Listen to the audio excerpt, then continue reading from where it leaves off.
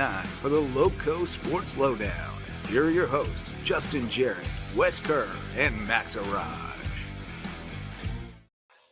Hey, Loco Sports fans. The gang is all here. Started from the bottom, now we here. Started from the bottom, now the whole bleeping team here. We had Max Araj is available. Wes Kerr, always steadily available worldwide. Wes Kerr. Marcus Walsh back from the motherland of Ohio that feeds and nourishes the Low Country. They just keep feeding us more people from the Ohio lands. And I'm actually home for a day. This is day 2 of my homestand, day 2 of 2, and then I'm back on the road again. I've been putting miles on, boys. I was at teacher school in Columbia last week, back and forth every day, and then we went to Clemson and played baseball. We did not play especially well. We're overmatched in a couple of games. Should have won one. Should have been more competitive in another, but did get to play on Kingsmore, which is super cool. And that was our best game. We played our best game and should have won that one. But that was super cool. And now it's family vacation time. A lot of that going on this week. Dead week for high school league, so you can't work them this week. They get to go on vacation with the families. And we're headed to that pilgrimage of Dollywood, Pigeon Forge on the 4th of July. Nice. America, let's go. Packing my denim. No, I'm not wearing denim. It's going to be a little hot for some denim, bro. Denim, Tennessee in July. There will be plenty, but I will not be wearing it. Oh, God, no. But Dollywood, so if you have any tips for Dollywood, I want to hear them, or Pigeon Forge in general. Because, make the best of it. Never been to that one. We love theme parks. The cinnamon bread, I've heard about. Cinnamon bread at Dolly World is the best. Dolly World, okay. So I'm Dollywood. I'm into the cinnamon bread. I'm down with that. Thinking about zorbing. We can get in the hamster wheel thing and roll down the hill. But we'll see. I do have. I've just crossed the southeast. What was that? I do have another place outside of Dolly World. I can't remember what it's called. But it's a restaurant that sits on an apple farm in Pigeon Forge. It's funny you should mention that because Blake Rayleigh, El Presidente, has told me that you got to go to the apple farm, the apple barn or the apple farm, one of the apple barn, I believe it's called. Yeah. Got to go there. So I plan to make the pitch to the family. Apple fritters are the best. I've never had such good apple fritters. We do love an apple fritter. The apple barn. That's it. The apple barn. I was told I got to go there. I love an apple fritter. We like a place up at in Hendersonville. There's an apple place we used to go back in the day. We like the apples and the things they can do with them. They do a lot of great things with the apples these days. They make the ciders and the fritters and the pies, and apple donuts. Yeah, they make great things with the apple cider donuts. Those are good. Wes Kerr, how you been, buddy? You've been quiet over there. I'm doing well. Just been chilling. Recently, things have kind of slowed down for a bit. I talked about having some family over the week before, and just headed up just to chill and kick back for a bit here on the island. Still been working and all that, but I'm doing great. I mean, it is July 1st. We are a month away. High school football season. So countdown is on, and oh my goodness, I did not realize that. Oh my gosh, crazy! Yeah, wow. Getting ready for Marcus Walsh. Will be certainly busy at work. I'm sure he already is compiling everything to get things ready. But it is the countdown is certainly underway, and I'm pumped to get back into it and follow some high school football. It's a fun time of year, but also it's been a nice summer so far. Just when it's not too warm out, to spend some time outside and able to follow some baseball, especially some local baseball. A lot of state tournaments going on. Unfortunately, we won't have any state or World Series tournaments this year on the island, so we'll have to follow them from afar and hope we can get some teams playing towards the next few weeks into the World Series. So it's always and we're getting short on teams, right? I mean, the Bluffton 8U team, they went down. Yep, they did. I can't find them now, but they fell short. Lost to Sumter twice. Sumter American got them in the first game. They won 2 to get back to Sumter American and lost again. So ran into a juggernaut there. That was a good team. And that's going to be a good age group because remember the National beat the American once in the district, Right. which means there's some depth in that age group. So that's going to be a good age group to watch in the Bluffton area. And then I guess the older boys haven't played their state tournaments yet. They must be starting soon. Head teams. I think it's this week at some the point. 10s and 12s. So those should be coming up pretty soon as well. And then we do have the softball team that advanced to the World Series. Yeah. The 8 and under Bluffton softball team, coached by Joe Naughton. Great dude. He's going to join us on a future show. He said this is a little past his bedtime, but with a little more lead time, he'll try to make it work. We're going to see if maybe we can get him for Thursday, although I will be TBD, game time decision, hotel internet. Game time decision, hotel internet. Fair enough. And streaming, it doesn't always work. But regardless, I'm sure a couple of you guys will be around to talk with Joe, who's awesome, and we'll gush about those 8-year-old girls who are falling in love with the game right now, man, and getting the juice. Excited for them. They are going to Tioga, Louisiana, a place about which I know nothing. But having been to a place about which I knew nothing in Mississippi, it's a journey. It's a journey unto itself, and it's going to be hot, hot, hot. I know that they're looking for turf to practice on. So if anybody happens to have ideas about a turf field that might be available at a reasonable rate for them to practice on, they will be playing on turf infields, grass outfields at this complex. So that's a little adjustment. I told them practice the sliding because you got to slide early on turf or you will fly right on by that bag. It takes a little bit to get the hang of it.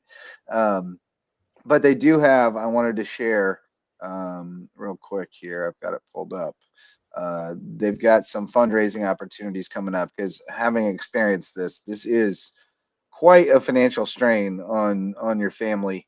When your team, you're so excited your kid makes it and their team makes it, and then you start booking the hotels and talking about the gas and all that stuff, and you start going, wow, we're in a mess here, we've got to do something. So they've got a bunch of opportunities to support them. Some great photos there.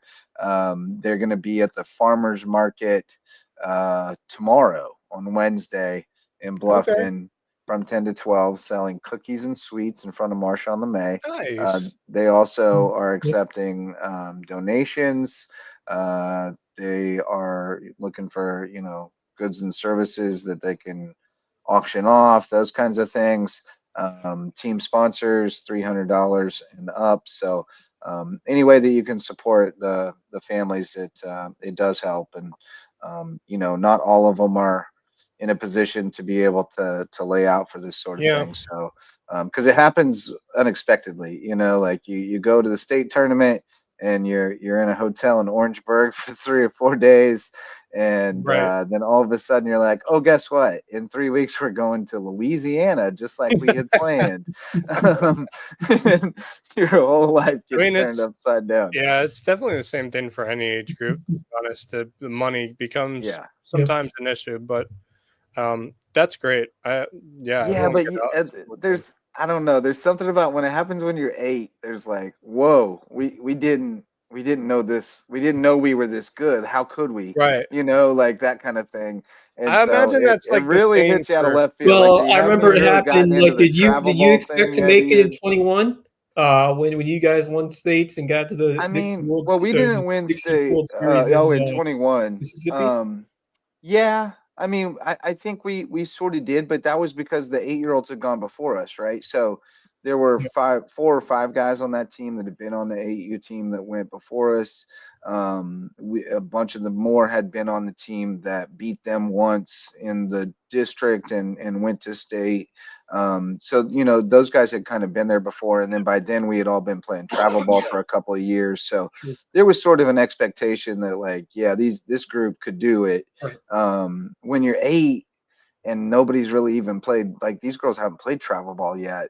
Maybe 1 or 2 of them have, but I know they're talking about starting a team now, which is often how it happens. You know, you get the bug, you have some success, and you're like, we gotta let these girls run with this and see how good they can get, and they don't want to stop playing. So Joe, I know Joe's already working on rolling out a 8U Waves team. To keep it rolling with this age group. So looking forward to talking with him about that. But yeah, it pops up on you. You know, you're thinking like, all right, well, we're going to manage these 4 nights in Orangeburg. And then the next thing you know, Tioga, Louisiana. You're Googling things to do in Tioga, Louisiana. Well, most of the spots, there are a few things to do, but mostly it's to play definitely some barbecue joints or softball. Definitely barbecue joints down there somewhere. Got to think. I would think so. It's not a real big area though. The town has a population of 2,000 folks. Good old gumbo. Get some gumbo down there. If you want to go real country, you probably got some places that serve chitlins. Oh yeah, most likely. They do have in Tioga. They have the Gone Wild Safari Park, which gets 4.2 stars on TripAdvisor. They got a casino the Choctaw there. Pines Casino. Wow. Yeah, we got a native casino. They have a casino there. That's crazy. Some fine lodging. Well, I mean, you know, in Louisiana, you got Shreveport and Bossier City. That's big gambling country. That is true. The Crazy Cajun, I'm going to say, it looks like a dive bar that looks like it's got real good food. But I'm going to say they're going to get a little bored in Tioga after a couple of days. They might run out of things to do. We ventured from Laurel, Mississippi, over to Hattiesburg about every day to find something to do. Yeah. Well, Laurel isn't that far from Hattiesburg, isn't it? It's like it's a half hour or so. Yeah, half hour or so. We stayed in Hattiesburg because there okay. wasn't a whole lot of places to stay in Laurel, and they booked up fast with all the women who loved the HDG TV show Hometown that was filmed in Laurel and were stalking the stars of it. So, you know, small town Laurel apparently is like a tourist destination for the HGTV junkies now. Fair enough. We got to experience it, and we experienced everything a Dixie World Series had to offer. It was still Dixie then. We had a opening ceremony where we we were served 2 Papa John's pizzas and a 12-pack of warm Coke for 12 players and 3 coaches. Nice. Spared no expense, I'll tell you. Oh my gosh. Well, but anyway, I would say I do have up here the brackets for the AAA and Ozone State tournaments. Both both teams out of the district came from Hilton Head. So the AAA tournament in Georgetown this year at 8 Oaks Park. Hilton Head's I believe the 8th seed. They start off on the 12th of July, which is farther away than I thought it was supposed to be, which is weird. But okay, that's late. It is really late, and they start off their tournament against Dillon. And if they win, they'll play either Hartsville Northern or Orangeburg. So I'm not overly. I don't know enough about that AAA Hilton Head team. I do know the Ozone team well because I've seen them a few times already, and I can say they're a pretty good team. I don't know if they're going to make it to the finals, but I do. They have a chance. They have a very good chance at the Ozone level, and they face off starting on the 12th as well, which it seems really late. But I don't know. It does seem late. And they but, start off. You know, the World Series for both the AAA, which is Miners, correct? Miners and Ozone World Series are both in Lexington, South Yes, Carolina, they are. August 1st Yes, through they are. 6th. Yeah. Which is the first week of school. Yeah. Right. Some kids may be missing school for Hilton the Head's World Ozone Series. team starts off Crazy. against Lancaster on July 12th Lancaster. as well. Lancaster. Lancaster, sorry, my bad. There At the Greenwood Athletic Park in Florence. So that's a little later than I thought it was going to be, especially because I always thought it was going to be before these Dixie Boys tournaments begin. And they start on the 10th that same week, Yeah. which It's weird. I don't running know. awfully late. Anyway, so that's the But rundown for that. I don't know. It's hard to get them. You can't really do them week of 4th of July. That's hard. Yeah. That's true. That's so very true. it kind of it bisects it, and it makes it difficult to get it all Yeah. in. But August is pushing it, man. People are going back to school first week of August nowadays. Well, that's Like, the other It's thing with the World crazy. Series. That is crazy. Well, I mean, that Little. Little League World Series though, that thing's going to be going on forever, right? Like they Yeah, haven't that's like started late that August. thing yet. Yeah. Yeah, but they- what time of the year last summer was the World Series for Dixie Boys? It when was we were in Buford? July. In July. Was it Yeah, okay. Yeah. Yeah. It's always pretty late, mid to late July or into August for some of them. Okay. But it's crazy. Yeah. Crazy to think about kids missing school for summer all-stars, for the spring season all-stars, because that's theoretically what this is. This is the all-star tournaments for the spring season. Yeah. So I and then also rolling into forgot August. to mention Beaufort County's 14U team starts their tournament off on the 10th against KC West Columbia. So Okay. stay tuned for that. Solid program always. Yeah, they've it's got always a good ball solid players. program. Homo If Zestos. Yeah. If Beaufort County gets through, they'll either face Bamberg or Louisville in that second round. So we'll see. Okay. See how they do I there. just pulled through. Well, the thing about that age group is it's not even necessarily about which area has the best baseball. It's about which area did the best group of 15-year-olds decide to play rec this summer. Well, this is. I mean, that's all it is. Actually, well, Because if you got one whole travel team to just play rec this summer, then guess what? Well, They're it's gonna be funny. real good. It's funny you should mention that, Justin, because I actually mentioned this last week. Both the 13U and 14U teams are the only two teams in Beaufort County that have just 13-year-old players and just 14-year-old players. So they don't have mixed in terms of age group. It's just 13U players and 14U players. Cool. Which I think is really cool, and it shows that we have some depth here in Beaufort County. Well, and I know I don't know who else playing in the 14s, but I know a number of guys who are good ball players. Like legit a number of those players Yeah. on that 14U team were on that 13U team last year that Alex Hunt had in the World Series that went 2-2 in the World Series, which I don't think any of us saw them getting into that. Right. It's a deep age group in the area, and so even though some of those guys are maybe not thought of as playing for prestige programs or whatever, they're really good baseball players. I think have played a lot of baseball. I think the other thing, going on reason of why Beaufort County has been kind of successful when it comes into state tournaments and stuff like that is pitching depth is what they've been best at over the years. Yeah. They've always had around 5 to 6 pitchers per team. Yep. That's fairly effective compared to some other teams from around the area that may have maybe 3 or 4 pitchers that are good, effective pitchers.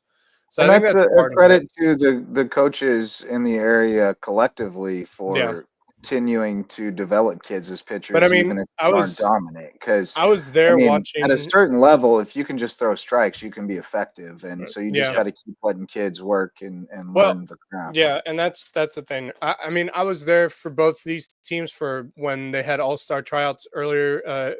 I think it was in June that we had all-star tryouts for Dixie Boys at Burton Wells in Beaufort, and I was there helping out with tryouts, just paying attention and seeing what players are going to be on this team. And when the final roster came out, I was like, these are two very strong teams. So we'll see how they do. I can be fairly certain that 13U team is going to make the World Series. I don't think Louisville is as good as Beaufort County. Or at least that's what I'm hearing from some of the people in Louisville, because we've talked with them already a couple times regarding this tournament. And it sounds like that 13U team for Beaufort County is probably going to make it into the World Series.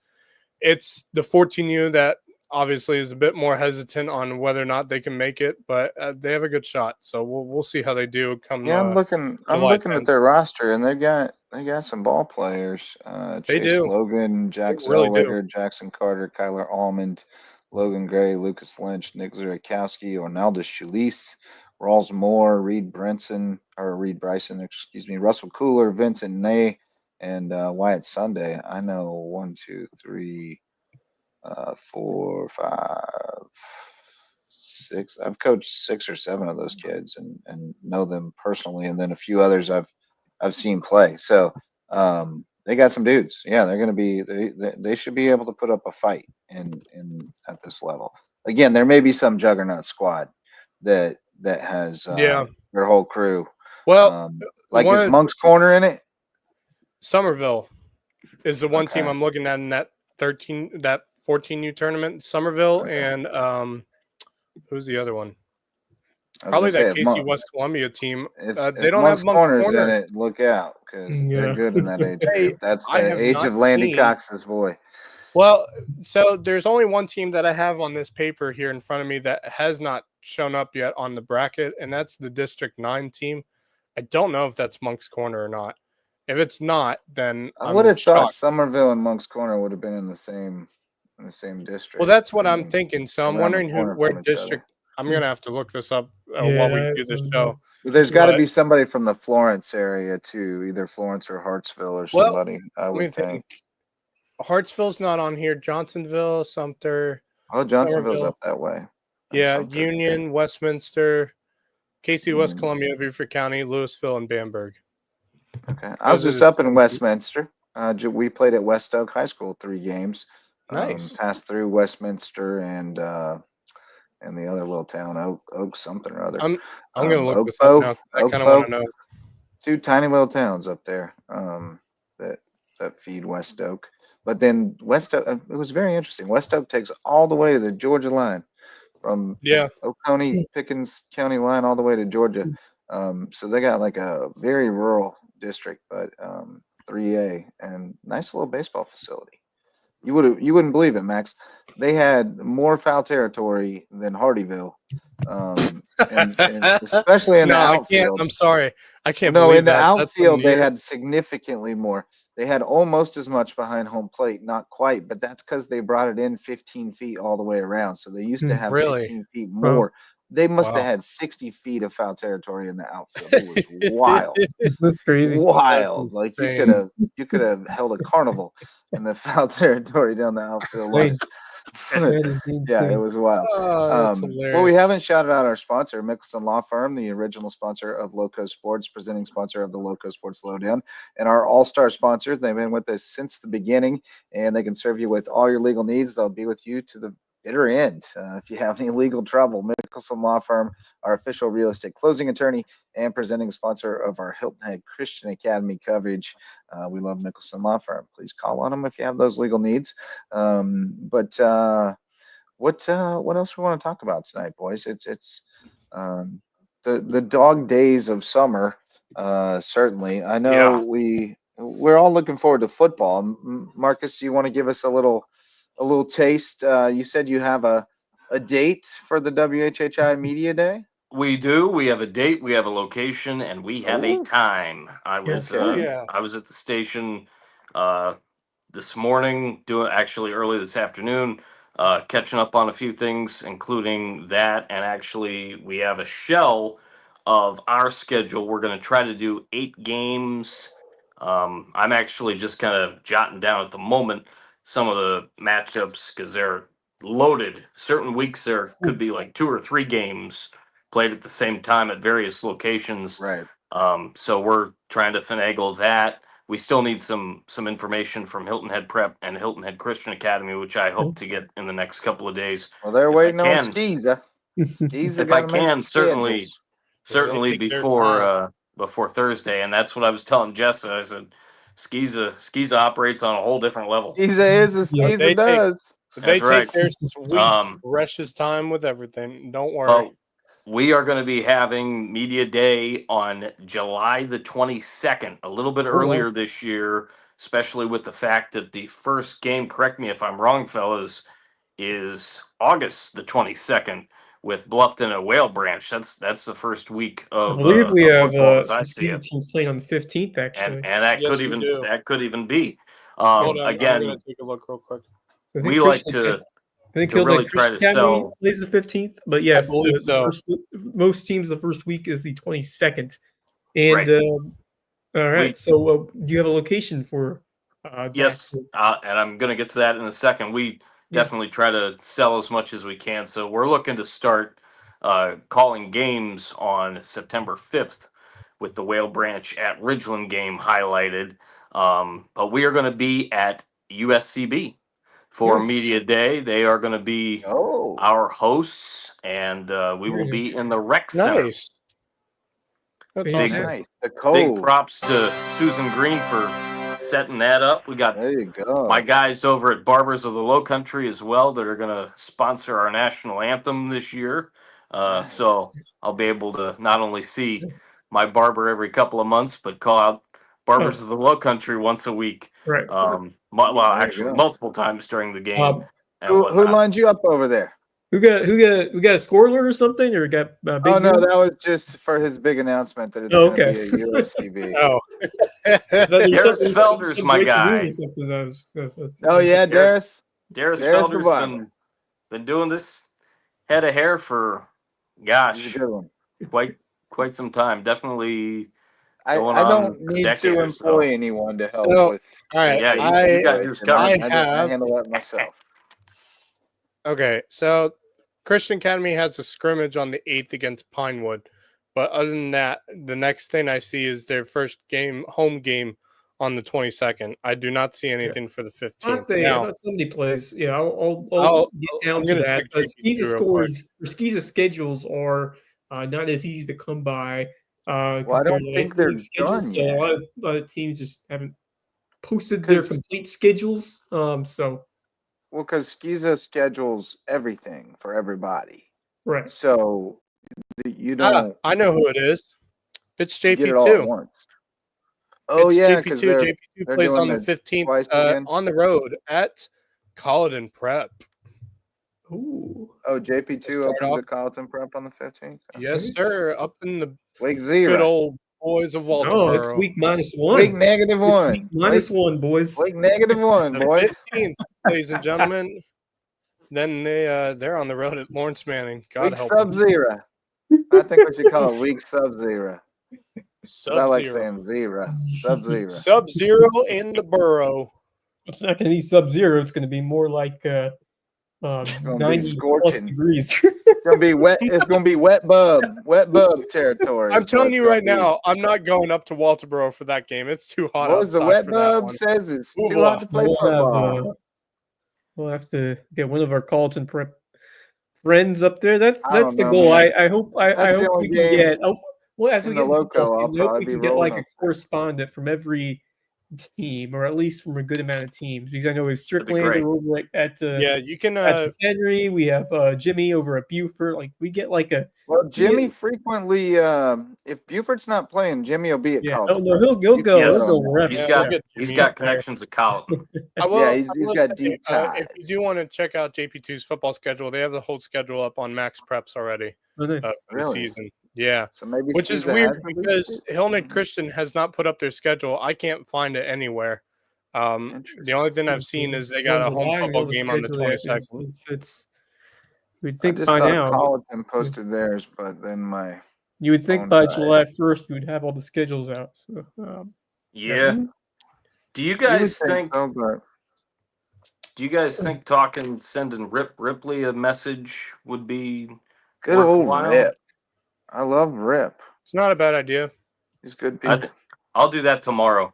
Because the Well, the schools, Stricklander, if you know, anyone's prep got them. them, yeah, I Or- mean, Rip yeah, Rip maybe probably I'll- gets them even before the Stricklander. I mean, we suppose. could Yeah, also. I can I'll check also. with Rip and then. I mean, I'll Strickland. also contact JW Wilkerson because I have his Oh, contacts. I think I've ask got. him. Yeah, I'll start with the ADs, and if they're not sure, There you go. which they Yeah. should be, but Yeah, it's Chain of weird. command, boys. That's Chain of skis of football for you. Yeah. Which is Yeah. Well, and I think sometimes, like, I know they do generally make the schedule, but I think you can also request, like, hey, can you leave this date and this date open for us because we want to play this team and this team that are outside of Skiza, blah blah blah. So it may be some of that where somebody has reserved a date and they're trying to finalize an opponent. So, but regardless, we got time. The games will come soon enough, and way too soon for the coaches who are trying to get their installs in and get everybody ready to go and get everybody out to workouts and get everybody out to camps. I've seen a lot of people on the road. I know our Hardyville boys have been crisscrossing the southeast going to camps, and I saw the Whale Branch guys have been out on the road. Of course, Tour de Pain always does its thing. So the machine is grinding, and the guys are out working and getting ready for what should be a great fall of high school football. We did talk, I know, about Carnell Warren putting himself back on the market at Virginia Tech, from Virginia Tech, where he had committed. Did y'all see his big offer? You knew when he withdrew his commitment, there was something, the other shoe was going to drop. Somebody had gotten his attention. Did you see who it was? Did you see the video of him and a certain older man with a younger Belichick. I saw girlfriend? Belichick. Yeah. There was a video, presumably some kind of AI generated video of like Belichick like putting his arm around him. Oh my gosh! Technology. I will say I know for a fact before he had committed to Virginia Tech, I know North Carolina was interested in him. At least that was according to. I remember you saying that, but I don't know if they actually offered him anything until now. But I mean that adds to the list of schools, and it's a decent sized list of schools that are, have either offered or are interested. And the one school on this list who has not offered, which I'm kind of shocked by, is the University of South Carolina hasn't offered him yet, and they're interested, but they haven't offered him anything yet. So see where that goes too. But yeah, I mean, the list of schools he's got. I mean, obviously Virginia Tech's still interested as of now. Arizona State, North Carolina, Appalachian State, Cincinnati, Duke. I mean, there's Georgia Tech. I mean, the list goes on. Wake Forest as well. And many other schools. So I think the longer he sits, the more there's going to be teams that are saying, "Yeah, we could definitely be interested in you." I think there's going to be another school that drops the boot on him and says, "Yeah, we'll offer you." Just because I think he's that good of a player, and I think with where he sits in terms of his rankings as a wide receiver, not only in South Carolina but around the country, there's going to be schools that are going to want to say, "Yeah, we're definitely interested." So we'll see. Yes, sir. Also saw that Colleton and Whale Branch had a little 7-on-7. I'm seeing a little video from that right now. See my guy Kinlock out there directing traffic. You know what else I saw? Here we go. I'm on to it now. They've been leaking them out for a few days now. USCB women's soccer has announced some new recruits, and Wes, you're kind of our local USCB women's soccer aficionado, so to speak. But you know me, I'm becoming a football fan thanks to Los Canes. I've been watching the Gold Cup. Gold Cup was thrilling in the quarterfinals. Yeah, Goodness. Goodness gracious! How about Matt nervous quarterfinal? Diego Luna is my guy. Dude, the United States. No regrets. Diego Luna. Yep, Diego Luna. Our short. What's his 5'3" our short king? Matt Priest, right? Matt Priest was on another level the other night. Where have you seen the was it on social media? Is that where you saw the? What's that? The new recruits for. Yeah. Here we go. Yeah. So here's one of them, Zoe Berger, they haven't mentioned any. a freshman from Davie, Florida. The Palm Beach Predators club team, it would appear. And then they've not updated the roster yet, so I have not. Yeah, no, they just put them on social media. And then you have Bianca Butler, a transfer from UT Rio Grande Valley. She's from Sweden. Swedes are always good. Yeah, you're always good with Swedes in women's soccer. Yeah, a lot of can't go wrong. Norwegians, a lot of Swedes. Can't go wrong with the Scandinavians. Yeah. Eva Craney from Manchester, England, a transfer from East Central Community College. And then Logan Harvin, a transfer from Spartanburg Methodist from Grovetown, Georgia. Looks like an exciting looking player. That's old news. Maylee Hepfer from Graysonville, Maryland, a freshman out of Kent Island, which is I've heard of that a lot of times. That's like a hotbed. Kate Johnson, Manchester, Missouri, via Southern Indiana University.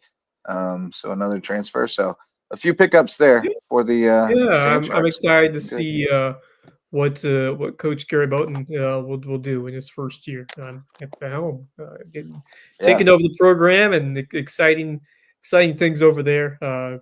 This team has been knocking on the door of really breaking through in this conference, and I think this feels like this could be the year where they're able to strengthen things together. Their first game, the schedule is up. Their first game is September the 4th at home against Chowan. 1 o'clock kickoff. Thursday the 4th of September. So there you go. Coming soon. Yep. Also, Amari Patterson. I'm looking at his list of schools now. He keeps racking up some schools. He had another SEC team within the last week or so. Tennessee has offered him already. Wow. He keeps adding up SEC teams. I don't know what it is, but these SEC teams see something in him that's just special. I mean, clearly he's a great player, but I don't know if I ever expected him to get teams like Georgia, Florida, Tennessee, all those big name like powerhouse SEC schools that are offering him, Well, I guess he's one where you would say he makes the case for chasing the smoke. And seeing how you stack up, because he's gone and chased it. He's gone to all the camps. He's gone to all the showcases. He's gone and tried to show how he stacks up against the guys that he must be showing them something, those offers. I mean, I think that's it. I think they've seen it with their own eyes. He's passed the eye test, and so he's gotten some offers. I think I think there's a lot of eyes probably on what happens here this year. With him, just because he's coming off injury, in a new place for the second time, so I think people are probably just kind of curious to see how it goes and watching him to see what the rest of it all looks like, because physically it's there. There's no question. Oh yeah, 100% it's there. He looks like a young, NFL receiver, but physically. Now, whether the rest of that development takes place, is anyone's guess. But physically, he looks the part, and so I think, if he goes in and wherever he goes this senior year, because like I said, I asked him, and he said I'll have an announcement soon. So he's weighing some options as well. I think that'll have a lot to do with his eventual destination, because I think there's still just it's a lot of potential right now, physical potential, and there's still some questions about the intangibles and things that you just need to see more. I think depending on where he ends up being for his senior year can make the difference in terms of applying, and really improving his skill set. Yeah, I think it really could. So, but at the same time, I mean, if he has offers from destination type schools already, it doesn't seem like he has to chase. It seems like he can find a spot that puts him in an advantageous situation. Grow as a player, because he has a ton of time at his disposal going in. So I he's hope he's able also to make the most, or wherever he goes. Obviously, this is a spot where he will be able to chew. Like this is an interesting situation for him and the local football stage in general. I mean, we'd love to see him continue to compete over here, but it's kind of right now it's kind of wide open to see where his jury will take him from here. But transfer portal is open. Yep, transfer portal is open. But yeah, it hurt my heart to for him to get hurt early last year because Yeah. that team was going to be a whole lot different with him and Oh, man, Samari working together. Yeah, that was going to no be question. fun. And he's an exciting player. He's a vibrant personality. He's a fun kid. He's a kid, so he acts immaturely sometimes. But he's a fun kid. He's a really fun kid, and I hope we get to watch him play football here for the next couple of years. But we're going to get to watch him play somewhere for a little while, I think. Let's shout out some more sponsors. We've got our Lowco Booster Club. We got Hudson Seafood House on the docks, which is the presenting sponsor of Under the Bus. Had a great show last night. I got to sit in for Bob Stevens. Wes was at the controls and had fellow short king Curry Kirkpatrick and I, along with Rich Basirico, having some fun. So check that out. And check out Hudson's Seafood House on the docks, the best place on Hilton Head for seafood, sunsets, and cocktails. Hilton Head Furniture has great handcrafted furniture produced right up the road in Hickory, North Carolina, and brought down here to sell to you to keep in your home for a long time. Quality furniture at Hilton Head Furniture. And HHI Windows and Doors is improving your view of the Lowcountry. Coach Barron and his team are on the case. If you need new windows or doors, call HHI Windows and Doors and tell them Lowco sent you. All right, boys, we're getting into the 41-minute mark. We still got a little time. Any topics that have popped on your radar? I've kind of been out of the loop, of course, for the last Me week. too. Been doing a bunch, certainly, to get things kind of set up for today and whatnot. Some voiceover work and everything else from afar in Ohio. Took a couple of days, but had a great time. Got to see a bunch of family, a couple of friends. Got to take in a Guardians game that I thought they were going to win. They were up 6-1 after a huge 6-run fourth inning, and they still managed to find a way to lose. Just giving up runs, left and right. Matt Festa was not very good in a little bit under an inning of work that he worked in the middle of that game. But it was great to get up there and see a game. Sam had a great experience, and it was a great trip. Working, like I said, a little bit, but a lot of downtime. Now back to the nitty gritty, and I can't believe how quickly the summer has just gone by. Just with the fact that everything's getting going. I mentioned it short time ago. Hilton Head Choral Society, year 50. That is not a that is not a false statement out of my mouth. They are the longest running organization in the arts and culture on Hilton Head. So I'll be singing in a few of the concerts for them, Nice. doing a bunch more, but really looking forward to getting back and seeing these teams. I will be able, I would probably say that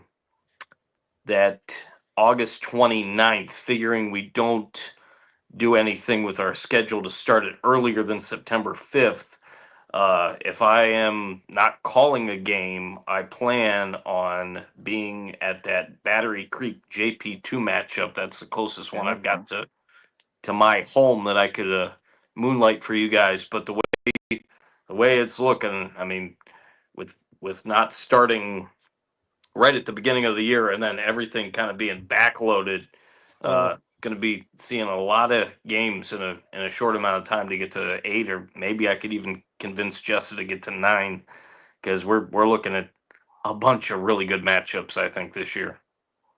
Well, I mean, they're all great. Like when it's Lowco on Lowco, it doesn't matter if it's how good the teams are. It's our kids competing against each other, and it's part of the fabric of the place. Like I don't know. That's where I come down on it. Obviously, we want to shine a light on the biggest stars and the kids, and we want to push those kids to try to go play at the next level. But at the end of the day, it's the kids from our towns playing against each other and That's helping the most fun. That's the and we most love fun. it. You get to see It's the the rivalries, best. the heated matchups, and at the end of the day, they're all friends and buddies, and they know each other, and that's Right. I mean, not all of them. You got a ops. good amount of them You do. got ops, but for the most part, yeah. I mean, it's all good fun. It's all good competition, and they've grown up playing each other and dreamed about playing each other in high school and playing for the championship, whatever that is, and playing in the Yep. big game. And we all dreamed about it from the time we were a kid. The big game. It didn't matter. Didn't matter what the stakes really were. It was just the big game. And anytime you're playing against, local rivals and kids you played growing up, it's the big game. That's what it's So about. we try to be there for all the big ones. Some of them are just big because of what it is. Yep. I mean, The Bridge I've Bowl, been the to big every game, Russell always. Hilton game the last 5 or Yeah. 6 years, and they're all big. No matter, I mean, seems like they're all very competitive. Everyone has been competitive until the very end of the game, and that's I should have phrased it. I need to backtrack a second. I should have Oh phrased yeah, it and a I little bit. wasn't a little dragging bit you differently. when you said that when you said Sure. it like that by any means. I'm just thinking now that I was trying to make maybe a little bit of a different point, is that because we've got teams, especially WHHI coverage, who knows when the last Yeah. time Hardyville was covered on WHHI. Right. Oh, yeah, We it's been a saw while. Ridgeland 2 years ago. I believe it was 2 years ago against May Yep. River in their opener, and they got beat They got up pretty waxed, good. yeah. They got waxed. It's a very much improved team this year. Yep. We don't have them on our schedule, but we know Hampton County's going to be good based off what they've got. Yep. So kind they of might be working that crazy way good. too within the framework and the fabric to try to, expand a little bit where we can. And I'm glad you brought up Hampton County because that's a good topic. I am really eager to see what Taylor Malfris is going to do with that offense. yeah, The one question is they were always going to look at a little transition this year because Terry graduated. right. Chris Terry graduated, and he's been the starting quarterback since we've been paying attention. I mean, Jamie and Risher before him, but since Risher, it's been him. So, their offense may be in for a little bit of an overhaul as far as philosophy goes. Because for 2 years, 2 years ago, it was Chris Knight and Chris Myers running the offense. And then a year ago, it was Chris Myers. So, they may look a little different this year, and they're going to have weapons galore. I mean, you got Agent Zero coming back. You got Desmond Mathis, who I think might be the quarterback. And then that might look a little bit more like speed option, read option stuff that where the quarterback is maybe even more electric and effective than Terry was, and he was pretty effective running the ball at times. And then if Des can throw it a little bit, or whomever they have at quarterback, then they're going to have some weapons on the edge. But I wonder if they'll run some more misdirection, double wing type of stuff that gets the ball in those wing backs' hands without throwing it. And then Tonio Banner, of course, is in that mix somewhere. And so I don't know what that offense is going to look like, but I'm scared of it as a defensive coordinator. We don't know what it's going to look like, but it's going to be good. Well, there's going to be a package where Tony lines up at quarterback too. There has to be. Right. I mean, you put a Wildcat set, or you can put him out. We also know Tony or has you can have him as the guy. I mean, it's going to be very exciting, especially if he indeed is going to be playing as the Hampton County Hurricane. Opens a lot more for what the offense will be capable of heading into this year. I mean, sounds like I remember that first year of Hampton County 2 years ago when they got to the Florida State Finals last year. A bit of a, still had a very solid squad. Man, they let that one get away at Manning. I still, the Manning game. I'm still haunted by that game because that was. I really feel like if they won that game, they could have won another game or two in that tournament. Yeah. But it No just doubt. everything went wrong at the end of that one. Do we know, how confident are we in Tonio Banner going to Hampton County right now?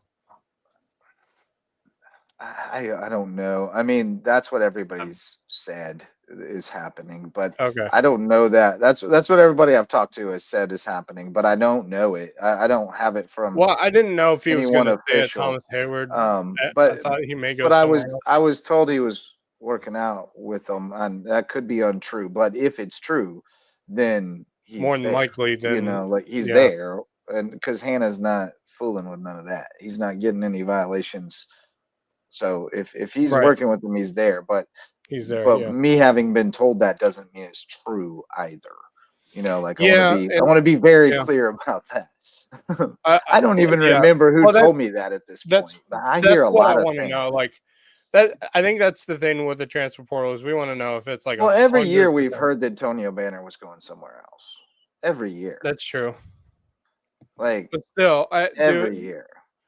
Because Malphus is no longer at Thomas Hayward, correct? No, he's the offensive coordinator he's the OC at Hampton County. And again, I was told makes that me think Tony and Josh Gibson and I think maybe one other were all there, which is kind of seismic. Like it's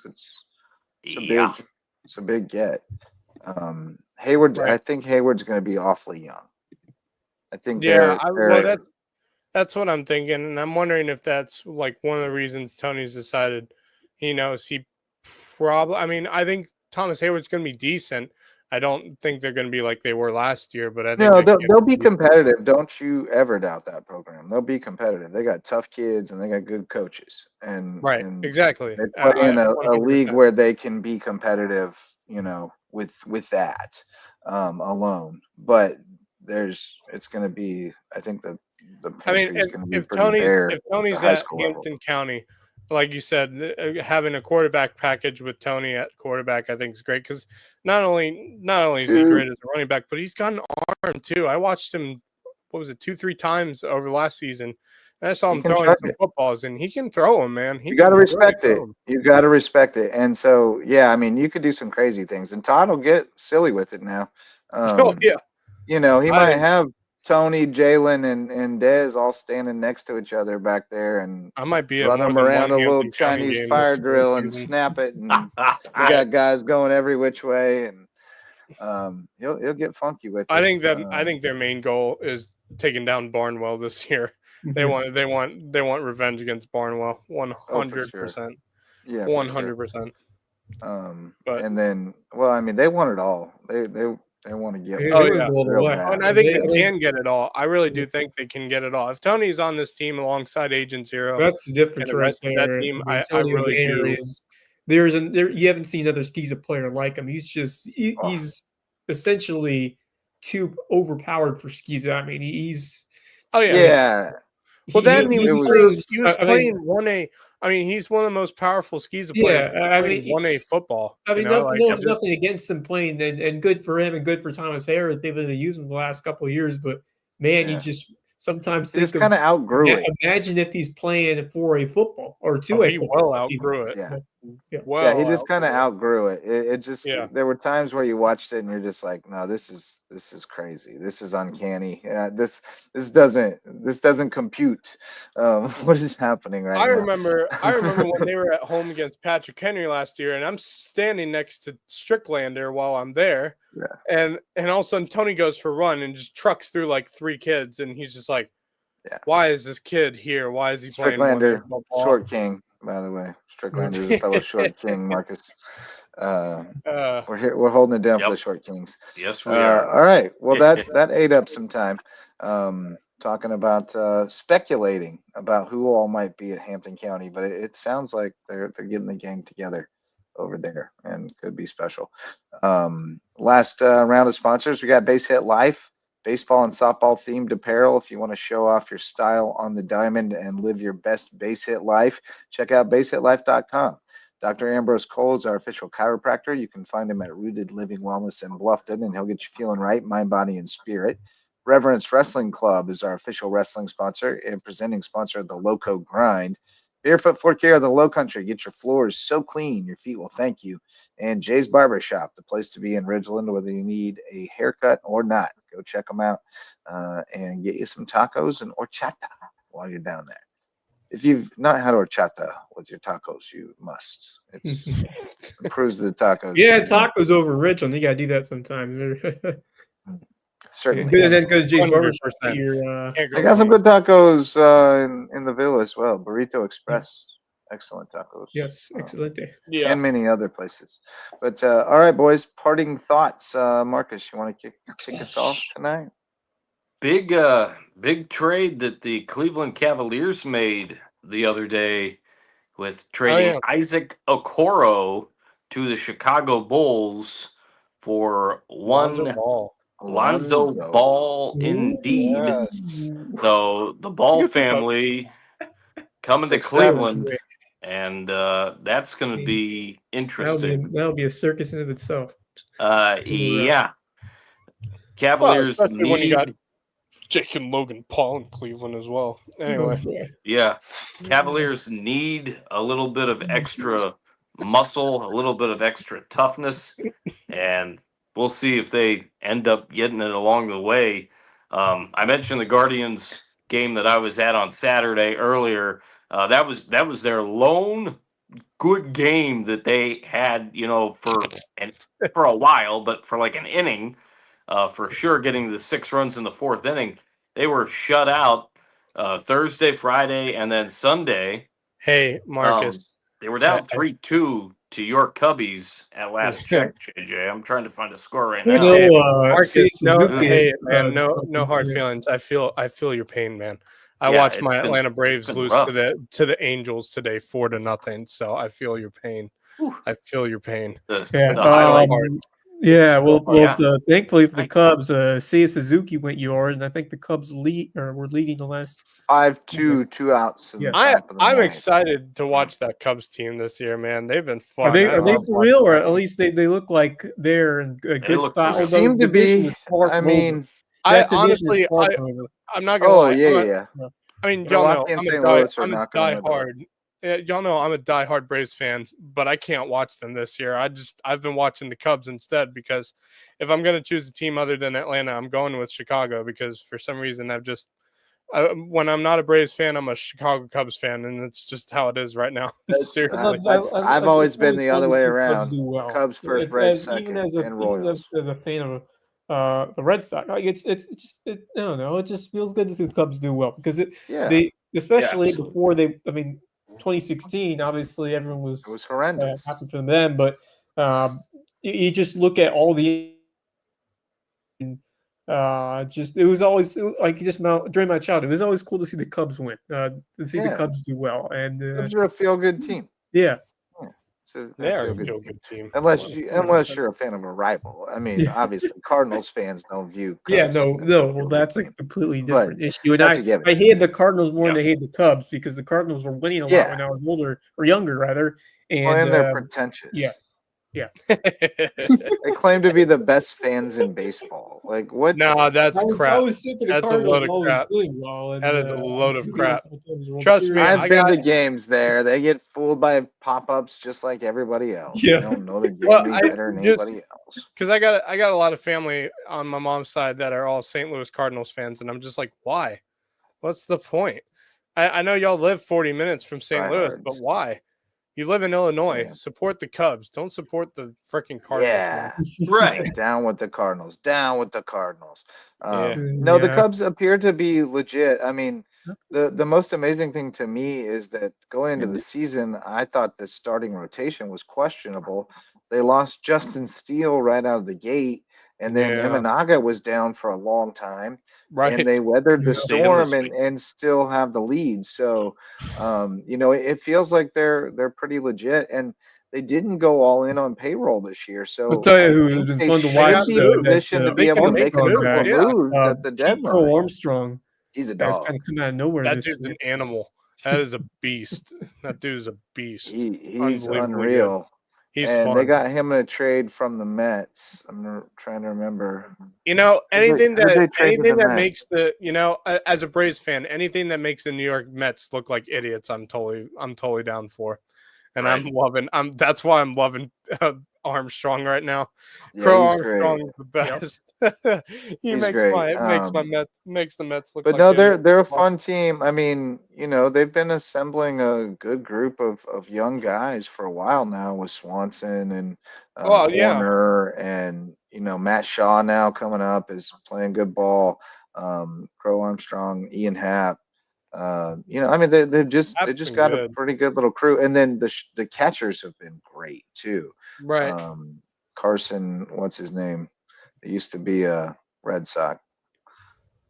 the catcher. What is his last name? He's had a really good year, and then Miggy Amaya is breaking out too. Amaya's been good. Biggie, good ball player.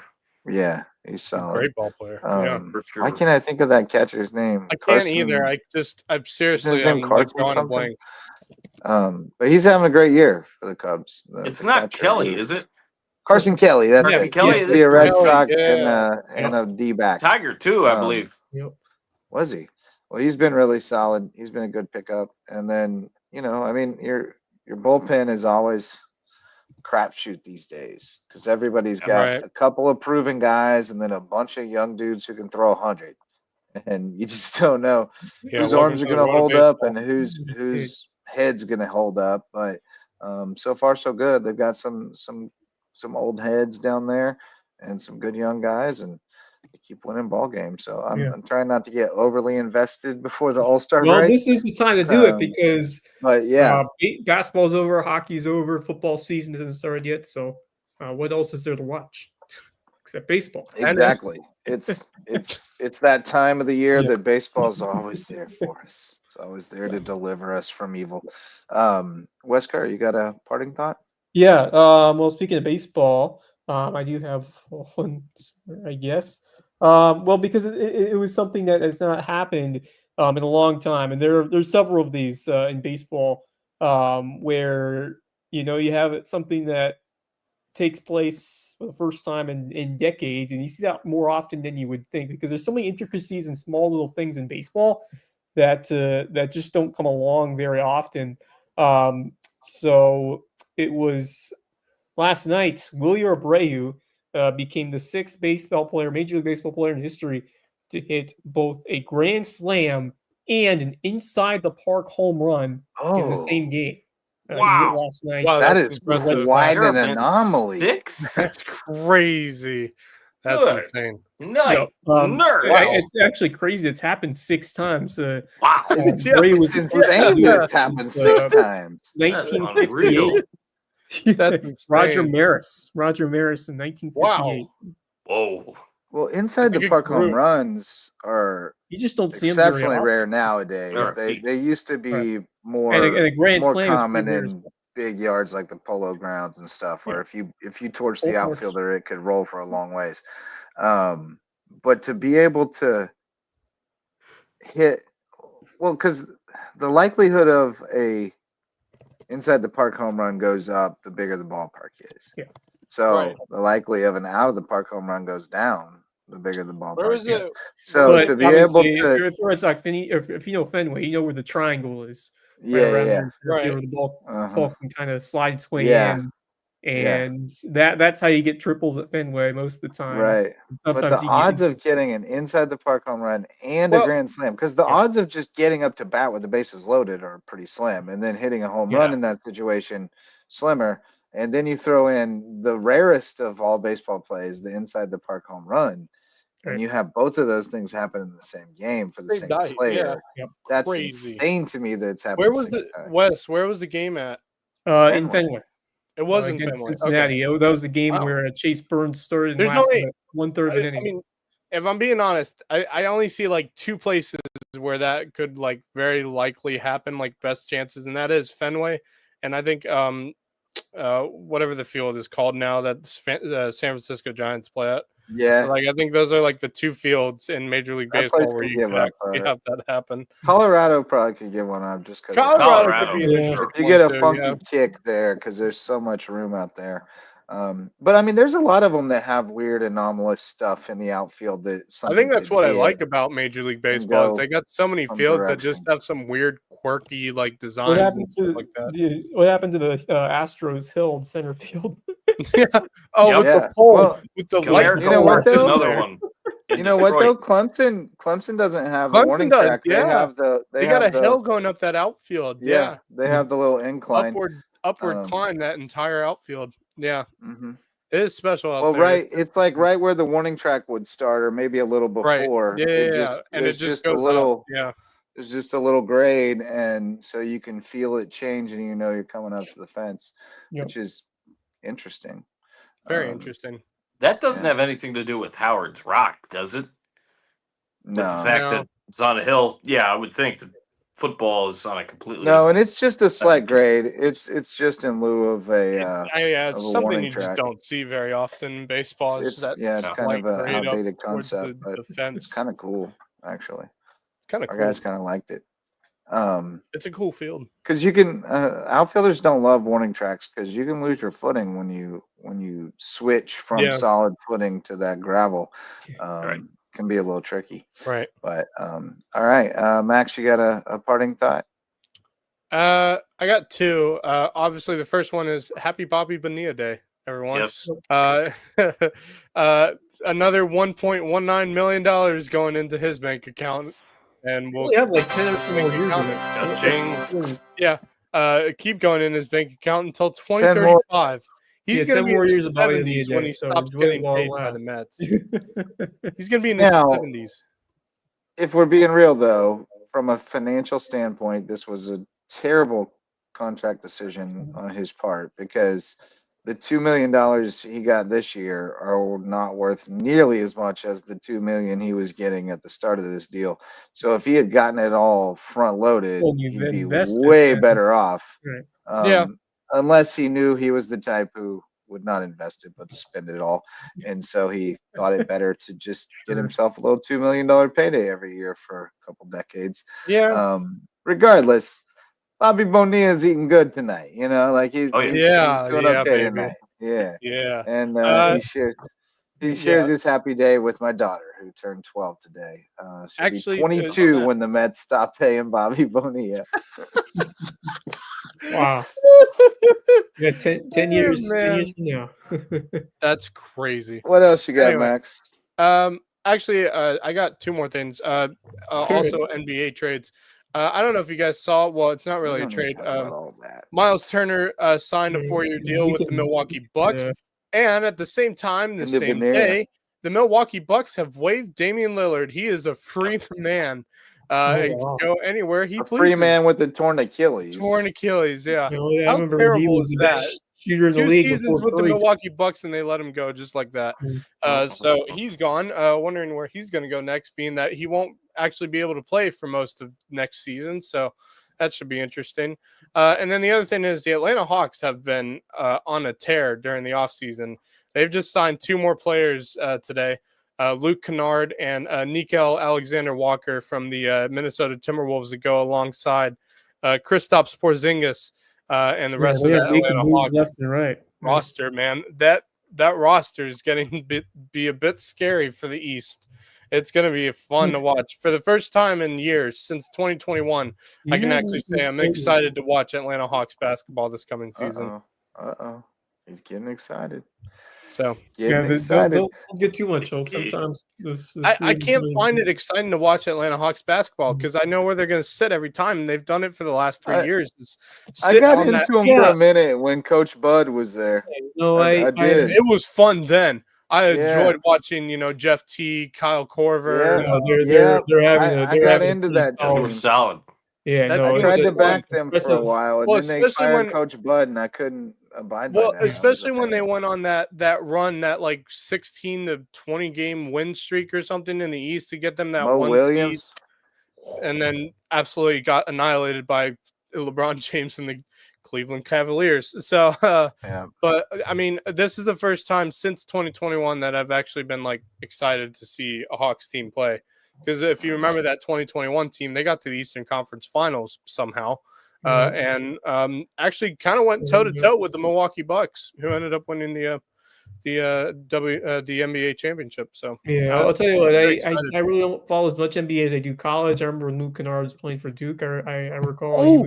That's the other thing I saw today. They're bringing back college basketball to Xbox and PlayStation. They're going to be making a new college basketball game. I saw that on the heels of NCAA football, NCAA basketball. I'm so happy. Nice. Baseball's next. Baseball's going to be next. Possible. It's going to be next once basketball's done. They bring baseball back. Would be amazing. They did one before in like the mid 2000s. The NCAA baseball game. Yes. I remember playing that college baseball game years ago. That was fun. I enjoyed it. Carl Ravitch, get your pipes ready. Carl There you Ravage, go. Kyle Peterson. Yeah, I guess he'll be the broadcaster. AP. Yeah. All right. Well, here's a parting thought for you. The high seeds not doing so hot at Wimbledon.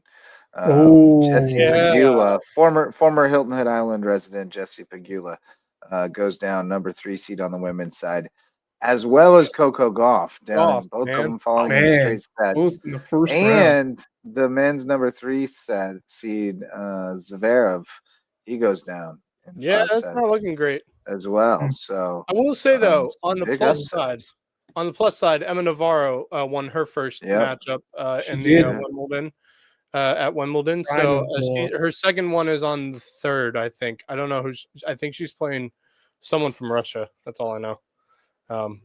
But that's crazy. That's crazy. And Taylor Fritz, he won his. Yeah, that's right. Yeah, I think honestly with Goff now eliminated, I think Navarro's got to. She's got a clear path now. Obviously, it is a chance. Yeah, it is difficult. What is she? She's the 10 seed. I think pull up the draw and see where we are out here in terms of the ladies. But yeah, 2 of them falling in the first round.